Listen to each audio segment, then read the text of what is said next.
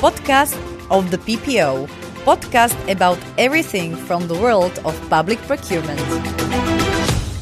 Good day, dear listeners, and welcome to Public Procurement Office podcast. Today, we are talking with our special guest from Lithuania, Mr. Kęstutis Kazulis. Hello. I apologize very much, Kes, but your name is really one of the difficult ones. No worries. Hello. Could you please introduce yourself and your role in public procurement processes in your country? Yeah, so basically I work in the National Public Procurement Office as a principal advisor, and I supervise two departments. One of them is e-procurement department, which we run national e-procurement platform, and another is sustainable procurement department. You were appointed by president. You told me when we had discussion. Our director is appointed by the president. Okay, your director. Do you see, or could you tell us some differences or similarities between your public procurement office and ours? It's the same. I think that your legislation is for the ministry. So in Lithuania also legislation that falls under the supervision of the Ministry of Economics and Innovation. And we just supervise the implementation of the law and methodology assistance. Also, as I mentioned, we run the procurement platform. And I think that the main difference in our system is that we do a lot of open data in procurements. So we have, I think, everything so transparent because everything is mandatory to reveal contracts, the winner's bids, and we are doing this on our procurement platform. So anyone can see any tender or bid. So can you please tell us what the difference is between your PPO, Public Procurement Office, and ours? I do think that you have more employees than we. Can you tell us the numbers? In our office is working 80 people, nearly 80 people, and it's not enough. So that's why I think your office can do a more thorough job on the remedies, for example. Exactly, because we are like 200, but I wanted to ask you exactly, what about the remedies? Are they also under the PPO of Lithuania supervision, or are they just on the court side, or like completely different body like in Poland, for example? No, I think we are one of maybe the only one or maybe one of the few countries which we don't have the intermediary agency that do the revision. It's either for us or for the courts. So the first step is to for the contracting authority to review it. And if it doesn't go to our department, it goes straight to the courts. So yes, remedies, we do have remedies department. But because, as I mentioned, lack of people working there, we have to be very specific what we want to check, what we want to see, and we do that in our strategy plan for the year. In the beginning of the year, we see what is the topics, what is going with the politics, etc., and EU funding. So we specifically target some of the agreements. And now, for example, is on the top is catering services for the schools, because we see a lot of economic operators treating unfairly the schools because the school is lacking the capacity or knowledge. So they don't pay too much attention for the catering as in the contract. So we found out it's a lot of infringements in the contracts. So now this year we're specifically targeting that part. So if I get you right, you actually are not, it is not based on the economic operators or contracting authorities to actually ask for remedy from your office, but it is you who choose what you are going to revive? Yes. A review? Yes. We can very choose, but and what are the like minimal requirements on what you are going to choose to review?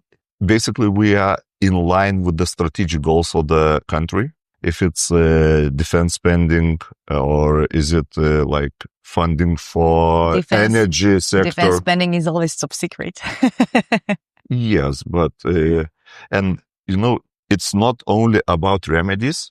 If it's strategic goal, we do also focus our methodological assistant on the same specific subject. So it means if it's defense, so we are focusing our training also on defense sector.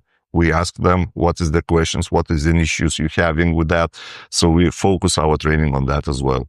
So it's not only about remedies. So we are focusing everything, and we do that trainings for contracting authorities and economic operators on the same subject. What are the biggest challenges you now find in the public procurement area in your country? I do think that is common in whole Europe, is the decrease, except Slovakia, I think, decrease of competitiveness bids in the tenders. I think Slovakia is increasing now, and we are decreasing in numbers of bids per tender. And I think the situation is across the member states. And I do think that it also has some relation with the strategic goals of EU in terms of sustainability, because there is lack of common requirements. Every country must invent their own requirements for green procurements or socially responsible procurements. And bearing in mind economic operators, they have to address those specific requirements in each member state differently. So it is very challenging for them, especially in small economies as Lithuania. We usually have resellers, so they can't put the pressure on the manufacturing of the products.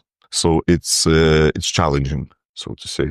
I absolutely understand. How do you feel about this direction that the European Union is going with the public procurement? Exactly as you said, we need to do social criteria, we need to do green criteria, we need to do meat criteria. It's so difficult. I mean, imagine in Slovakia, we have only on the level of municipalities, we have like 3,000 municipalities. It is enormous burden on our mayors to actually deliver. This is also very common with Czech Republic. So how do you actually do it in Lithuania? In Lithuania, we do everything mandatory. But, Why? It was dragging for a long time. I bet the first legislation on green public procurement in Lithuania was set in 2011, and the goals is not reached. It was not reached at the time. So they reviewed the legislation and they put it in 2021, the mandatory criteria and mandation that it must be green public procurements. Because I think it's very good thing. If you spend public money, it should not only address the needs of an organization. It means that the country spends the money addressing wider issues, social problems, environmental problems, environmental challenges, and it boosts innovation as well. So it should add more value, not just to satisfy your needs as a contracting authority. I absolutely agree with you to the point where you tell me it's mandatory, because not every procurement is about those needs. Not every procurement needs to fill those needs. So why do you do it mandatory? For me, this is very interesting. I must agree with you in some perspective, but yes, it's the question, I think, the $100 question. So few. Yeah, Let's make it in $1 million. our case, it's 12% of GDP. Oh, okay.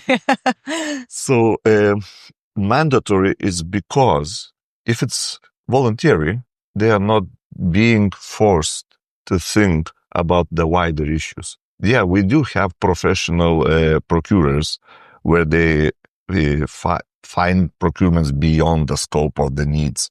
But in most cases, why not? Why we can't put eco labels and buy eco food or eco paper for the organizations and boost the sustainability, or, I don't know, electrical vehicles, transportation, mobility through the procurements? I think it's necessity to do that. I totally agree that not every procurement must address that. In special terms of green procurements. And socially, yes, definitely. Socially responsible public procurements can't in every procurement address those issues. But green, I must agree, but that's why we do have few exceptions specifically addressing the procurements where you can't put the criteria there. So I think we put mandatory and now we adopt what doesn't work, what needs to be changed. So we're addressing this constantly, like 3 times a year we do policy brief, gathering the information from the economic operators, from the contracting authorities. So you're truly evaluating about this approach, because I know there has been a big criticism about Slovakia that we actually use the price as the main criteria. I now have to stand on behalf of Slovakia because I come from the regional area. I was working with municipalities my whole life, and there is no reforms to be done in the near future. And I absolutely understand that for the mayor, with all these rules, it is impossible to actually do it the way, for example, European Commission imagines. Simply, it is not for everybody. And I was, pardon me, this tricky question, but isn't this more about chasing the good numbers, how great you are with green procurement or social procurement? Because when you truly look at it, you also agreed that there is not such a need to have it mandatory, right? Yes and no. There is, in your question, there is 3 aspects. First, mayors. We do address this through centralization process of procurements. In Lithuania, you mentioned Slovakia, you have 3,000 municipalities. In Lithuania, we have 60 municipalities. I'm sorry, how many? 60. 16? 60. 60. And how many inhabitants? 2.7 million. Oh, you're doing good. You're much better than us. So we solve this through professionalization. Centralization and professionalization. So it's mandatory now to set up the central purchasing organization in each municipality in order not to have distributed the knowledge and capacity in each school, children garden or hospital or whatever entity you have. This is great, and you save lots of money and effort. Yeah, yes. This is a very good approach. Also it came with the lack of specialists. Yes. Like 4 years or 5 years ago, we had like 200 vacancies for procurement specialists in the country, and we couldn't fill them in. So this helped to solve this, and the issues you're addressing with the mayors, that in each municipality, there's no need now for such, qualifications. Then we have central purchasing organizations, and we do have a network of them where they meet each other quarterly, and they talk about the issues, and they invite us to participate in that and to address the issues. Did this come from the government level? Actually, this mandatory central procurement? The law. Yeah. How was it accepted? I maybe shouldn't give the opinion, but I think this is an amazing approach. It was one of the recommendations from OECD for the Lithuania. Yeah. So we just implemented the recommendation. And how was it accepted by the mayors? It was accepted quite well, because then you have to explain people why some processes are being done. And if the mayors say that look, we have this issue with procurements, we had that issue, the director of children gardens complaining. So we said, look, you have a problem, there's a solution to that. So we work together, and that legislation also was consulted with the municipalities. We are very much trying to actually get this centralized purchasing body also in Slovakia, because we don't have it, and especially because of the number of municipalities we have here or other contracting authorities. We think it would be really amazing, but so far it's still in the process, obviously. Okay, but let's continue, because I was talking about the numbers with the social procurement and green procurement and so on. And then I also have to mention that we have municipality, the central purchasing organization, and we have national one for everyone to use their services. Okay, what's the difference? Why do you need two?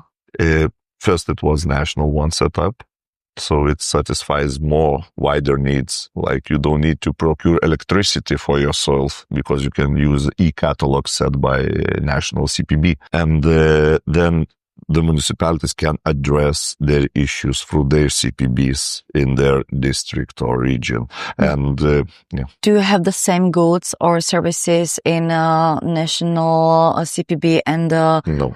Okay, so it is completely divided. Again, by the law, it's mandatory to use the national CPB catalog. And if there's no goods or services on the national CPB catalog, you then procure yourself. Okay, now I understand. Thank you very much. About the Commission perceptive of each national contracting authority being on track with all the legislation they're coming up with, it's very challenging and very tricky even for our office to deal with the 50 plus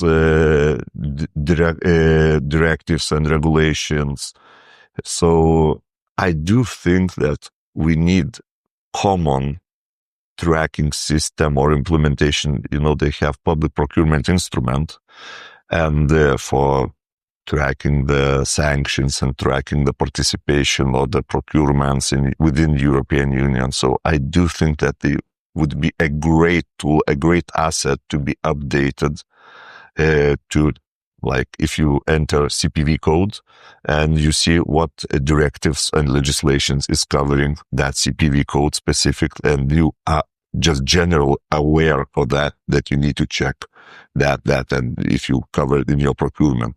Just to put the burden on the contracting authorities to implement the regulations, it's very, very hard. And I think it's not very fair, because being aware how many people and how many countries and employees like my office and, other offices are putting on change of directive, comments and everything. So we have collective knowledge of within EU. Then we put everything in the regulation, and then we said, now go and implement it. It's very tricky, I think. Exactly where we can head now. So now there is another set of the regulation preparing on the European level. We know this, and they are very specific, but by these mandatory requests in your procurement regarding green procurement, social procurement. And these regulations bring even more rules if they will be adopted, obviously. How do you feel about this? Do you think this is the good direction that Europe goes, or what is your opinion about this? There is, again, quite a few challenges and quite few questions to be addressed. Firstly, the goal and the aim is to simplify procurement, general goal. So they say, if it will be achieved, it will be good. But saying that and saying the regulations and the directives, there's a set like NZIA, for example. NZIA itself have now 2 different regulations under that. And still we're missing the guidelines for implementing, Europe-made requirements, etc., etc. So I don't see that coming very quickly. It would be good that, for example, PPDS would be implemented and the data collected there throughout the whole countries through member states. Can you please explain what is PPDS? Because Public Procurement Data Space, okay, where the intention that the tool created by European Commission just to collect the data on public procurement would be centralized, not in terms only that TED electronic daily journal data, but also under the threshold data would be posted for everyone to see and analyze it. But it's tricky to connect with such variety systems throughout the member states, as I know that a lot of member states uses different platforms. Like for us, it's only one national platform.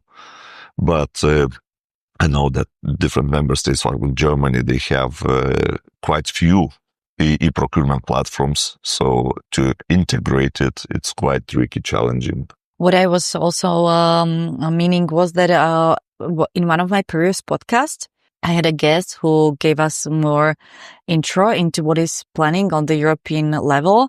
We know there is like this famous Colin case, and also they are now trying to actually set the regulations about doing, for example, European products. And now they are asking the question, what is European product? Is it that it's manufactured in Europe? Is it that it's gotten together in Europe? Is it that it's actually sold in Europe? So as you can see, Europe is now trying to protect the market. This is like very new approach. This was never adapted before. How do you feel about this approach?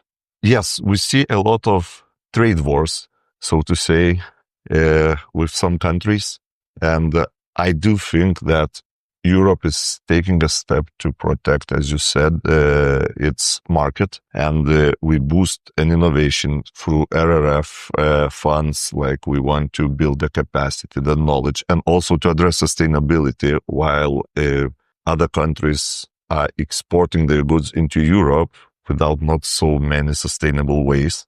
So I think the approach is good, but the question is how fast we will find the answer what is made in Europe means and how it will be regulated. Exactly your point, like, is it the parts or we just screw everything together and is made in Europe, or is, like we can, produce each single part, and how we will track them? Because we know that we can't even track sanctions on Russia effectively. So how we will do that made in Europe part tracking? So it's a very good question. And I don't have the single answer to that, but I guess we will have to see how it will work. But do you have some official working group in your country that actually is dealing with these questions? Are you preparing yourself with all these new set of regulations, or how to adopt all these new rules into your legislation? Very good question. And I know that Slovakia is have one person to address the regulations of 50 different legislative acts. We do exactly the same. As funny as it sounds, and as tricky as it sounds, but yes, we just have one person for addressing those issues just to get started. I do think that the member states are quite vocal about the challenges set up by the Commission regulations. I hope they are hearing this and they will start addressing those issues, because it costs money to have in each member state to track everything, to explain, to rewrite the laws, etc. It's okay, it's regulation, like if it's not directive, it's a regulatory act, you have to implement directly, but you have to explain it, how to apply in public procurement. So it's quite tricky, and I hope that it will be changed and the Commission will centralize this vision.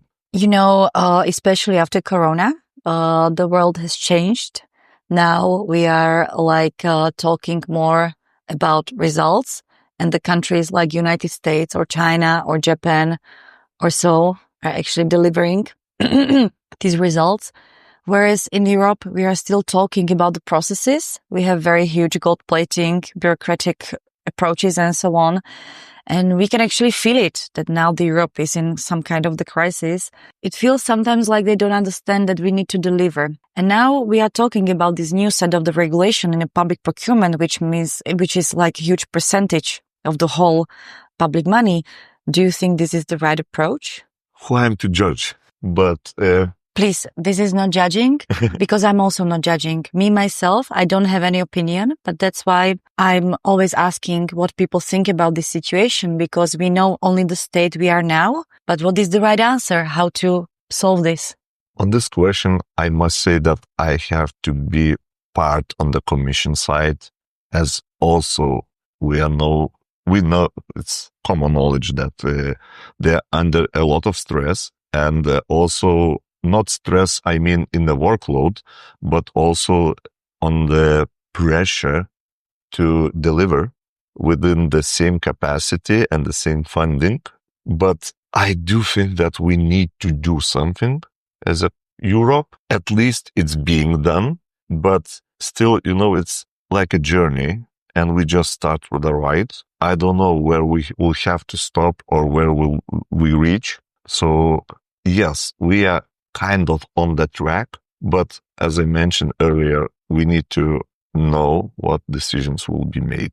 That's why I'm exactly asking you this question. So do you think that with the new set of the regulations that will be even more strict than those we have now, this is going to help the economic market and the situation we are at? I do believe, because from what we are hearing from contracting authorities and also economic operators, for those who want to participate fairly in procurements, they want to deliver good goods, quality goods, but they can't compete with the third countries, which is, outside the EU. So because of the prices, because of the prices, of course, and within Europe we want to earn fair wages, fair salaries. So it means the products cost more. We also want to address the social issues. We want to address sustainability. It increases the prices. Exactly. But how we can protect that, what good we have within EU, if it's allowed freely to go outside it. So yes, I do think that we need more strict regulation, but we need to know how we will regulate it, how we'll monitor it. Do I understand you correctly that actually with this little bit closing of the market that is happening right now in the Europe with calling case, for example, or we know that this is also the thinking of the new regulations, that this is the right approach because European Union was one of the most open market in the world, whereas if you go to United States, China or Japan, also we know that, for example, in Japan, only Japanese companies can, for example, deliver the trains. So everybody had these measures. We didn't know. We didn't. So do you think this is the right approach, that we are also coming to these regulations that are actually putting Europe a priority? I am quite sure that the President of the European Union, Ursula von der Leyen, made it very clear, vocal opinion about most of the Europeans, what they're thinking, that Europe, if we spend our taxpayers' money, we do have to have more things produced within the borders of EU. So I tend and lean towards that thinking, and it's the same with the strategic goals. If we spend, we have to boost our economy. So, yeah. I also want to ask about AI in your country. You know, this is a huge topic right now. Do you use AI in public procurement? Probably two most common applications of AI in procurements. First is bots, which helps you. So you ask the questions and it delivers the methodology or how to address some questions or issues. And second is for remedies. So because we have quite strict regulations on green, social, so yes, we are looking into the ways where we can see the implementation in the contract clauses if there was any issues addressed, which we raise. So yes, we are looking into ways. Not yet there. We're training our chatbot currently. It's in the first grade, but then it will graduate from the high school. We will open it for everyone to use. So is this your first time in Slovakia? Yes. How do you find the symposium? It is very interesting, and the subjects was discussed in symposium is very spot on with the current issues we are facing as a procurement community. It was very fruitful, and I think Public Procurement Office and the chairman done a thorough job in preparing the symposium. So yeah, I was very pleased to be part of it. Also in our country, there is this big issue, and that is the conflict of interests. So we have this system, we call it Transparex, that is widely used. It is not mandatory, but it's widely used. And for example, we tend to say that conflict of interest is even, for example, when you are in the same hunting club. Let's say economic operator and contracting authority. This causes us lots of trouble, especially in Eurofunds and so on and so on. Do you have the same problems with conflict of interest, to be specific? Yeah, we do have the platform for that as well. It is mandatory to declare your participation. And also, I don't know if you have friends in the same hunting club, so you have to declare it as well. And from time to time, we do have a problem, but it's not so wide because everyone is aware that you have to remove yourself or something. So, but let's imagine a situation where you actually do not declare. We know because we have exactly the same requirement, but let's imagine you do not declare because we actually put 100% corrections. In that situation, it's very possible in our country.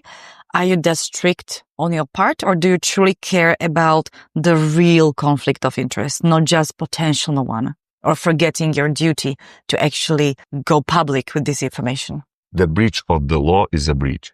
So if you forget to declare something and you find that you were in the breach of the law, it's still a breach.